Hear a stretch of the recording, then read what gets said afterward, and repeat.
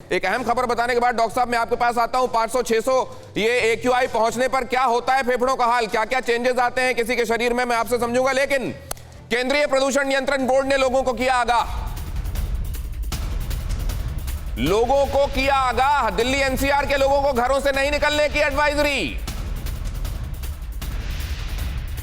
अभी और बढ़ सकता है राजधानी में प्रदूषण। CPCB का कहना है सरकारी और निजी दफ्तर वाहनों का प्रयोग 30% कम करें, उनका कहना है। दिल्ली में हवा की क्वालिटी आज गंभीर श्रेणी में और आगे भी राहत नहीं। डॉक्टर साहब मैं आपके पास आ रहा हूं, लेकिन जरा एक और इंफॉर्मेशन अपने दर्शकों के साथ शेयर कर दूं।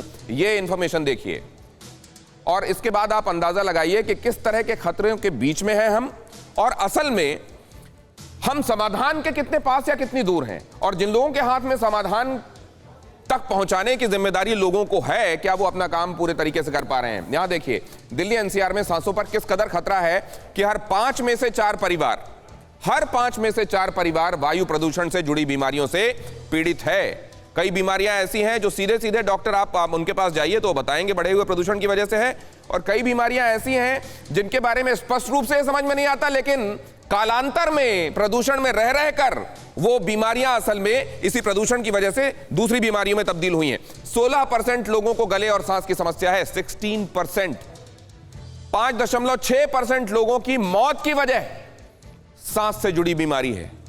इसीलिए गोपाल कृष्णा कह रहे थे कि ये आतंकवाद है, प्रदूषण का आतंकवाद, क्योंकि आतंकवाद का मतलब सीधे गोलियों से ले जाकर मारना नहीं है। आप अपनी उपभोक्तावादी मानसिकता में वहां पहुंच जाएं जहां आपका दम घुटने लगे तब भी आप उससे बाज नहीं आए, और उसके बाद विकास के और उपलब्धियों के और तरक्की के नाम पर आप वो काम किए जाएं जो असल में आपको मारने का काम कर रहे हैं। वो है ये 22% लोग डॉक्टर्स के चक्कर लगा चुके हैं। अभी इस सीजन में 22% लोग डॉक्टर्स के पास ऑलरेडी जा चुके हैं।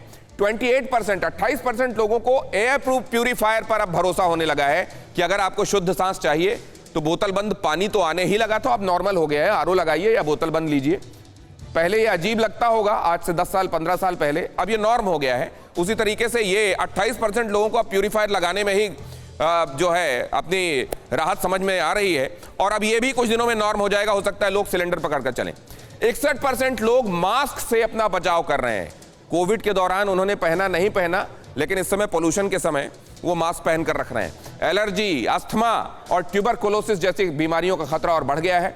वायु प्रदूषण से डिप्रेशन का खतरा बहुत ज्यादा बढ़ जाता है। अमेरिकन स्टडी ने इस बात को प्रूफ के साथ स्थापित भी किया है। डॉक्टर साहब क्या होता है जब 500-600 पहुंचता है AQI, 50 AQI, 60 AQI, 100 AQI, 200 और फिर 500, जरा समझाएंगे आप इसको प्लीज।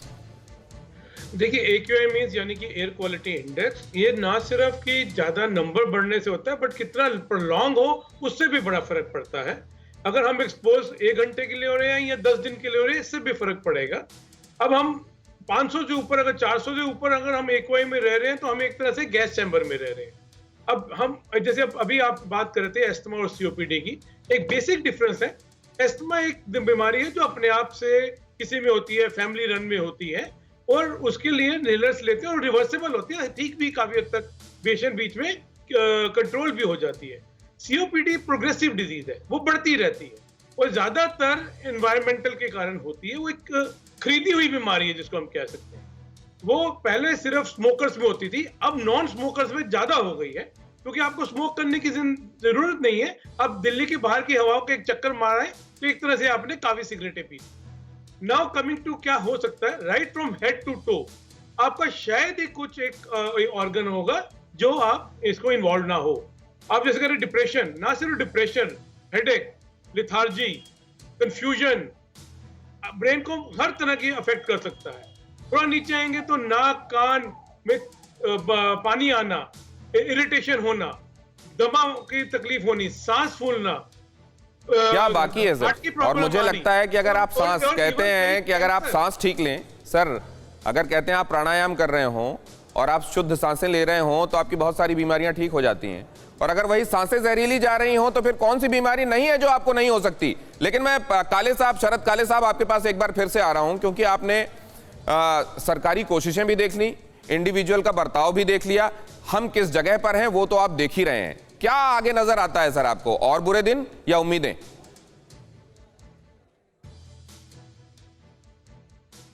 शरद पी काले साहब की आवाज दीजिए प्लीज। सर अनम्यूट कीजिए प्लीज। वैज्ञानिक होने के नाते उम्मीद तो है कि इसमें सुधार आएगा, लेकिन 2-3 चीजें जो है पॉलिटिकल विल की बहुत जरूरत है।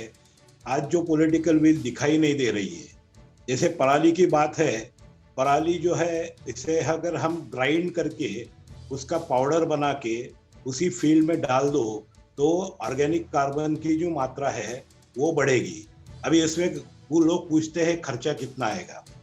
दूसरी बात जो है कूड़े की, वो कूड़ा उसका प्रोसेसिंग कैसे करे, उसके तरीके हैं, लेकिन डिसेंट्रलाइज विकेंद्रित स्वरूप से उसे करना है। विकेंद्रित तो स्वरूप, सर मेरे को लगता है आपने जो एक बात कही ना पॉलिटिकल विल, मुझको लगता है उसके इर्द गिर्द सारी चीजें सिमट जाती हैं, लेकिन कौन है जो इस मुद्दे को लेकर पॉलिटिकल विल वो दिखाएगा जिसकी आवश्यकता है। आप सभी का धन्यवाद करता हूं सर, बहुत महत्वपूर्ण दृष्टिकोण आप सभी ने साझा किए, बहुत शुक्रिया।